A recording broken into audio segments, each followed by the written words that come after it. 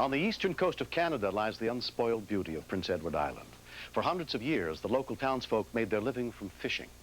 On October 1st, 1989, an unlikely group of islanders banded together to try and give something back to the sea.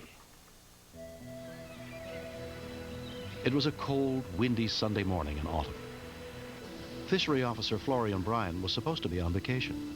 I received a phone call from a fellow fishery officer, Sheldon Bryan, advising that he had received a report that there was apparently what was described to me as whales, or a whale, stranded at or near Cove Head Harbor. Florian immediately went to investigate. I just couldn't believe my eyes when I approached the entrance to the harbor there, and I looked out, and all I could see was this mass configuration of animals or mammals of some shape or description on the shore. So I walked down to the shoreline as close as I could get to the whales, and I realized by counting that there wasn't one. I was positive of 5 at least, and possibly a 6th. 6 sperm whales, 40 to 65 feet in length, had become beached on a sandbar just offshore. Stranding expert Patricia Gray explained what would happen if they were not freed quickly. When a whale beaches itself, the weight of its body will press down on its internal organs. And very often you can have, hemorrhaging taking place, and the lungs can fill up with blood, pools of blood. The other danger is that just the combination of the sun and the wind can make them so hot that they cook to death. Whales can only live a certain period of time exposed and beached on the shore as such. It's hours, it's not days that we were dealing with here. I approached a couple of fishermen, Linus Meisner and Fred Morrison, who both fish from Cove Head Harbor, and I said, the only chance I see of saving them is to secure a rope to their tails and see if we can make an effort to pull them off. Basically, that's the only approach I have open. And he said, well, the first thing we need is boats if we're going to try and rescue them. So I said, that's no problem. I made sandwiches for it, but we'll have to go out in the boat, no doubt about it. And even at that point, we didn't have a clue what we could do, but I felt they were saying, help, help, do something for us, you know. One of the older fishermen in the harbor, he jumped down in his boat and he threw up a brand new coil of 3/4-inch nylon rope. He said, here, use it. It's almost impossible to break it. Local diver John McLeod also said he'd help. He and some other divers took on the difficult job of tying the rope to the whales. Yeah, if you think it's safe, we'll go with it. If you feel there's any danger, it's it. We're not going to take any chances or risk any lives. I love nature. I do a lot of diving and enjoy what is in the water. So when you're confronted with one of the largest mammals in the world, we said to ourselves, I'm sure everyone felt the same, is that we have a very important job here to do. Let's give it 100% and see if we can get it done. Everything is okay. We've got 2 fishermen lined up with their boats, and the divers are on their way, and everything's pretty well going in place.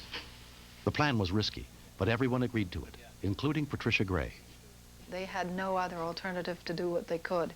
It would be absolutely impossible for them to try and lift the whales, or to put a harness around them, or to use a helicopter or anything like that. I mean, you're looking at something that's 58 tons, you know, and that's a very, very large animal. There was quite a surf running in, and they were stranded on a sandbar.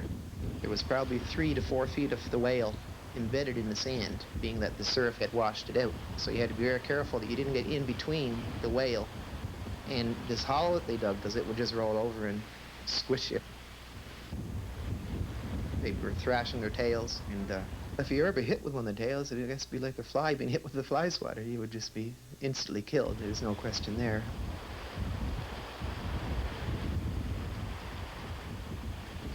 When you would walk away from them, their eyes would actually follow you, and then they'd shut their eyes and they would make a moaning sound. The Coast Guard donated nylon straps for the divers to fasten around the whales' enormous tails that would not cut into their flesh. The helicopter pilot was then going to carry the rope to the boat. And one of you guys is going to hook it up to the cargo hook. I'm going to hover over you, and one of you guys is going to hook me up. And then I'm going to try and take the rope out to the boat. We discussed their plan of approach, which was to go out and walk up on each side of the whale about 8 to 10 feet from the whale, and put the rope behind the tail of the whale, pull it back under, and secure it, whereby they would not come in direct contact with the whale so as to disturb them or make them upset.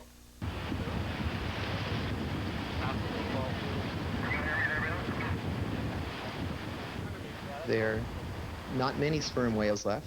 The population is less and less all the time. So when you were working with those, it was as if you were working with the king of the sea. Like, if you rescued them, you were probably rescuing one of the most important mammals in the sea. Fearing the noise of the helicopter and its downwash might distress the whales, a man on a jet ski took the other end of the rope out to the fishing boat. The securing of the whales went very well. The divers followed the instructions that were given. They had the straps in place, and the boats were in place. Everything was a go. The biggest risk, I think, was to keep the boats out in deep enough water. There was quite a current going east that day. The boats were sliding down shore almost faster than we could keep them up the shore to get a decent pull on them. That was my biggest worry, is we're going to be aground. The whale started to thrash its tail frantically, and we backed out of the way and said, oh, here we go. We're going to finally get one of these whales back in the water.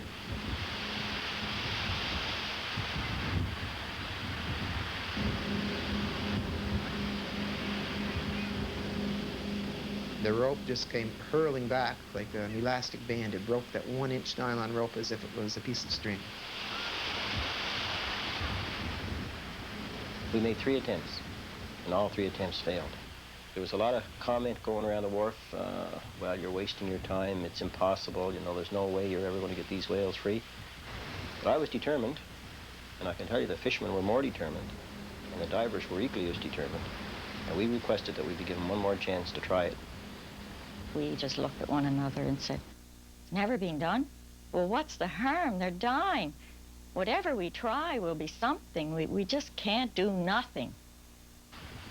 As the day went on, they were being probably dehydrated. They were on their sides. The surf was washing into their blowhole with sand. You know, definitely not good for them. The tide was going, and so there was less chance to get these whales up. They located a stronger rope and rushed it to the scene. Everyone agreed to try one more time to pull the whale free. So there's your triple rope, okay? Right on. Take that down. So you come back and you put your bowl and your buoy over here. Yeah. And you got your end free to hook onto 2-inch hawser. And if that doesn't pull them off, They tied both boats together, the stern of one to the bow of the other. They would just keep enough pressure, like they would not mad lunges with the rope. They would just keep a nice steady pressure.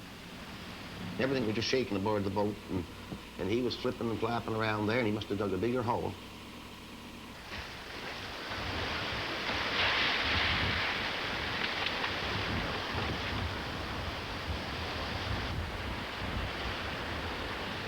A sudden snap could break the tail, damage the vertebrae of the whale. So it was just a steady, consistent pull with an increase of the throttle as we went along.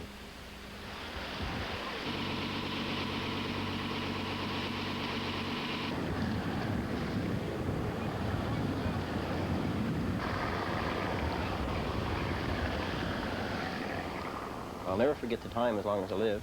At 6:14, that first big whale floated off the shore.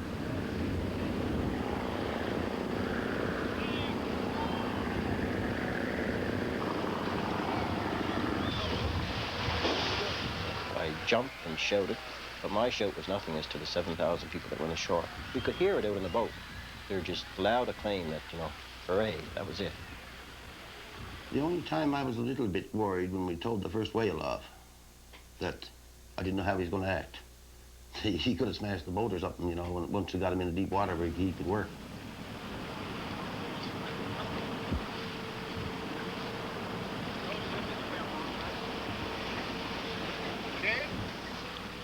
He just laid right quiet. We hauled the tail up to the boat, cut the rope off, and then swam away.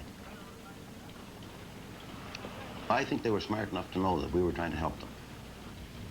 The tide was going out, and the job became more difficult. It took longer to tow the larger whales off. We made 2 or 3 attempts, like towing them at different angles. We were trying to rescue the whales, not in any means try to hurt them, for sure.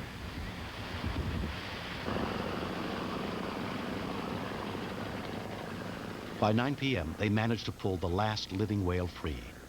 Only one had died before they could rescue it. To our satisfaction, we did get 5 off. All 5 were alive. when we released them.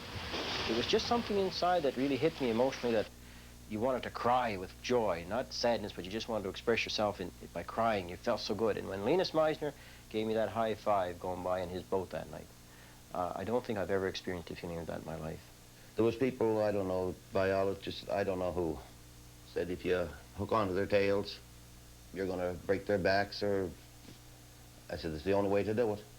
And we done it, and it's proved out. It felt good, you know. We had spent a lot of time, and were cold, and you know, I guess we did risk our lives. At that time, we probably didn't think we actually were, but it was a very fulfilling feeling to see them being pulled out into deeper water. If we hadn't succeeded, I don't know how it would have felt, but what the heck, we did succeed. And that feeling was there, and I still have it, and I'm going to have it until the day they put me down under.